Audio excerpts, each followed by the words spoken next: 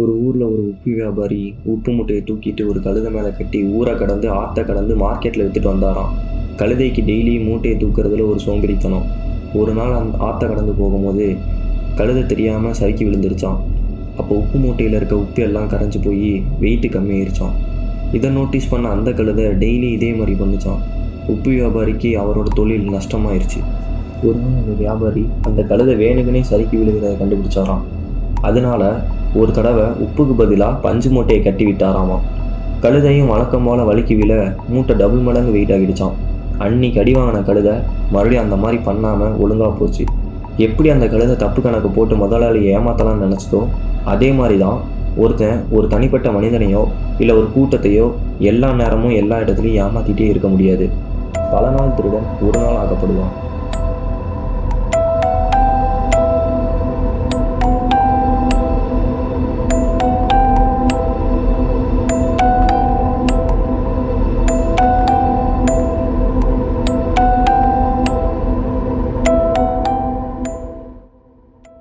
ஒருத்தன் ஒரு தொழில் ஃபஸ்ட் டைம் செய்யும்போது எவ்வளோ பயப்படுறானோ அதே தொழில் 10வது டைம் செய்யும்போது அந்த பயம் இருக்காது.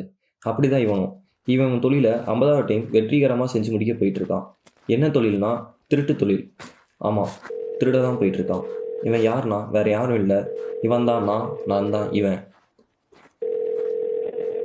வணக்கம் பாஸ், சொல்லுங்க. என்ன பண்ணுறீங்க பாஸ்? வழக்கம் போல தான் நியூஸ் பேப்பரில் நம்ம செய்தி தான் வந்திருக்குதான்னு பார்த்துட்டு இருக்கிறேன். நியூஸ் பேப்பரில் செய்தி வர அளவுக்கு எவ்வளோ அமௌண்ட் பாஸ் திருடுனீங்க? பெரிய அமௌண்ட் தான், ஒரு 80,000 ரூபாய் எடுத்தேன். நீ மச்சக்காரன் தான்யா, உன் பக்கம் அதிர்ஷ்டம் ஆடிக்கிட்டு இருக்கு, சந்தோஷமா இரு. கண்ணு வைக்காதீங்க பாஸ், நேற்று உங்களுக்கு எவ்வளோ தெரிஞ்சு? எங்கேயா தெரிஞ்சு? நான் போன வீட்டில் 10-12 பேர், இதில் சிசிடிவி வேறு. இதெல்லாம் தாண்டி நான் பணத்தை அடித்தேன்னா அப்போவே மாட்டிப்பேன், இல்லைன்னா அடுத்த நாள் சிசிடிவியில் மாட்டுவேன். ஒருத்தன் 2 பேர்னா கூட பரவாயில்ல, 10-12 பேர் யோசிச்சு பார்த்தேன், அப்படியே பேக்கப் அடிச்சிட்டேன். நான் ஒரு வீடு காமிச்சிடல, அங்கே வேணா நீங்கள் ட்ரை பண்ணி பாருங்களேன். அங்கே நல்லா லம்பா அமௌண்ட் கிடைக்கும்னு எனக்கு என்னமோ தோணுது. அந்த வீட்டு வாசலில் தான் நிற்கிறேன். நீங்கள் சொன்ன மாதிரி லம்ப் அமௌண்ட் இருந்துச்சுன்னா உங்களுக்கு 50% சார் தரேன். என்ன பாஸ், இப்போவே போயிட்டீங்களா? இப்போவே ஸ்கெட்ச் போட்டு நைட் டைம் நீட்டாக வேலையை முடிக்கலான்னு இருக்கிறீங்களோ? இல்லை, இப்போவே வேலையை முடிக்கலான்னு தான் இருக்கேன். எனது இப்போவா? என்ன விளையாடுறீங்களா பாஸ்? இல்லை, சீரியஸாக தான் சொல்கிறேன். புதன்கிழமை மதிய நேரம் வீட்டில் இருக்க சிறுசுங்களாம் ஸ்கூலுக்கு போயிருக்கோம், பெருசுங்களாம் தூங்கிட்டு இருப்பாங்க. வேலைக்கு போகிறவங்கலாம் வேலைக்கு போயிருப்பான், வீடும் பூட்டியிருக்கு. பக்கத்தில் ஆளுங்க இருப்பாங்க பாஸ். இந்த தெருவுலேயே ஒரே வீடு தான், சுற்றி வீடு இருந்தாலும் ஆள் நட மாட்டோம்ல. இப்போ பண்ணுறது சேஃப் தான். முடிவு பண்ணிட்டீங்க? முடிவு பண்ணி 3 நிமிஷம் ஆச்சு, வேலையை முடிச்சுட்டு கூப்பிட்றேன். பொதுவாக ஒரு வீடு பூட்டி இருந்துச்சுன்னா அந்த வீட்டோட சாவி பக்கெட்லேயோ இல்லை மோட்டார் ரூம்லேயோ ஷூ பாக்ஸ்லேயோ சப்பல்லையோ இல்லை வாஷிங் மிஷின்லேயோ தான் இருக்கும். அன்றைக்கி என்னோடய கணிப்படி சாவி வாஷிங் மிஷினில் இருந்துச்சு. ஆனால் அன்றைக்கி இன்னொரு ட்விஸ்ட் அடிக்கிற மாதிரி கேட்டு மட்டும்தான் பூட்டி இருந்துச்சு, டோரு ஆல்ரெடி திறந்து தான் இருந்துச்சு.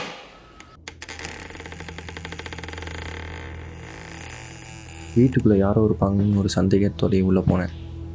வீடும் ரொம்ப சைலண்ட்டாக இருந்துச்சு, யாரும் இருக்கிற மாதிரின்னு தெரில.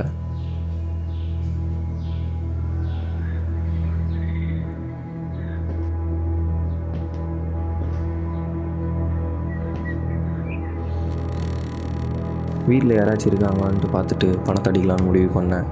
அதனால் ஒவ்வொரு ரூமாக செக் பண்ணேன். ஃபஸ்ட்டு பெட்ரூமில் பார்த்தேன், அப்புறம் கிச்சனில் பார்த்தேன், இன்னொரு பெட்ரூமில் நான் நினச்ச மாதிரி ஒருத்தன் தூங்கிட்டு இருந்தான்.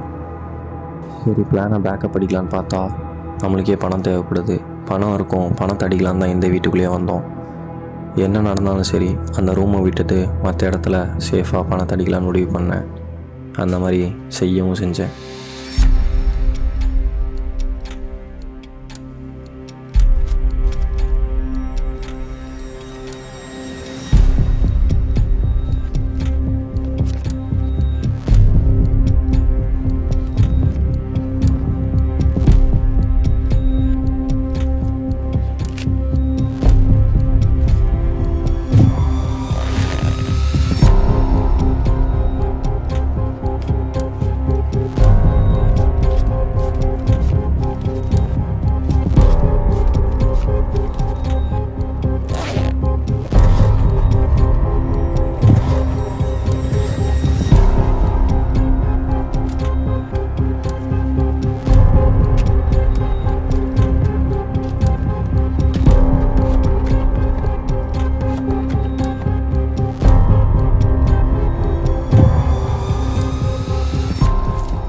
வீட்டில் இருக்க எல்லா மூலையிலையும் பணத்தை எடுத்தேன்.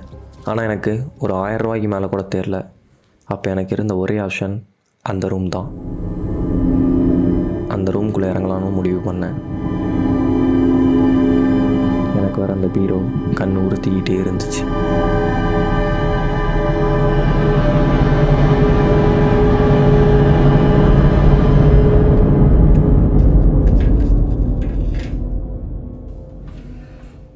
நான் நினச்ச மாதிரி பணத்தோடு சேர்த்து தங்க நகை நிறையா இருந்துச்சு. எனக்கு தேவையான எடுத்துக்கிட்டு நான் ரொம்ப சந்தோஷமாகவும் அதிகமாகவும் திருடிட்டு கிளம்புன ஒரு திருப்தி எனக்கு கிடச்சிது. எல்லாத்தையும் க்ளோஸ் பண்ணிட்டு கிளம்பலாங்கிற போது தான்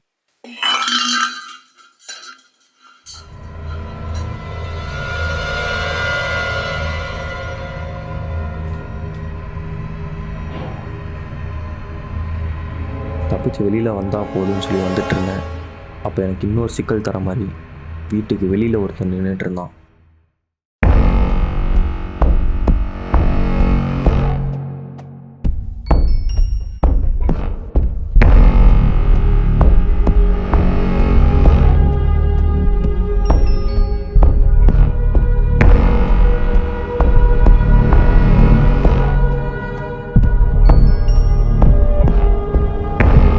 அப்படி ஒரு குழப்பத்தில் நின்றுட்டு இருக்கும்போது தான் ஒரு லெட்டர் என் கண்ணில் பட்டுச்சு.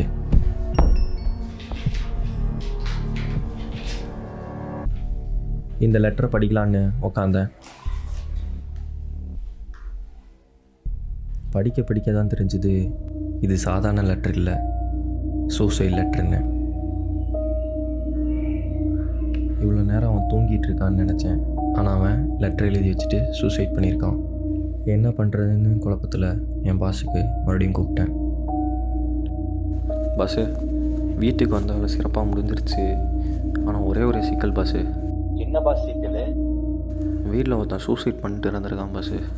சூசைடா? சூசைட்லாம் சீரியஸான விஷயம்யா. நீ முதல்ல டக்கு வெளியில் வரலான்னு தான் பாஸு பார்த்தேன். வெளியில் வர ஒருத்தன் நின்று இருக்கான் பாஸு.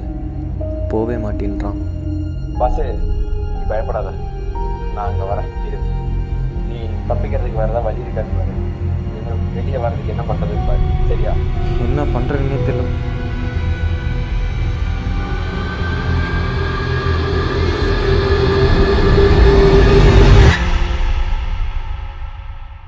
பல நாள் திருடன் ஒரு நாள் அகப்படுவான்.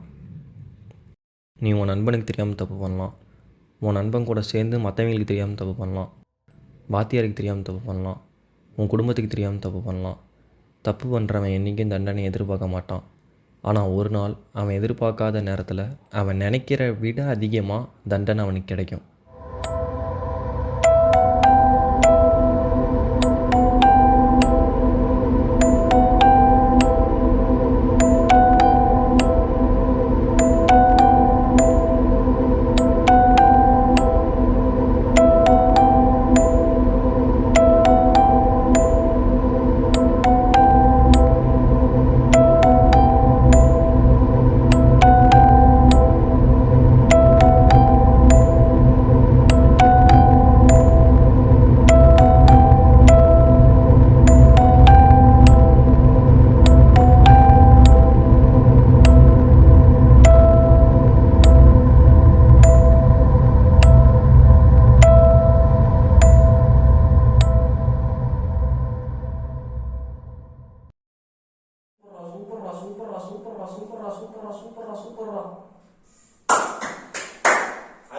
அச்சுக்கோ அவ்வளோ முடிச்சு.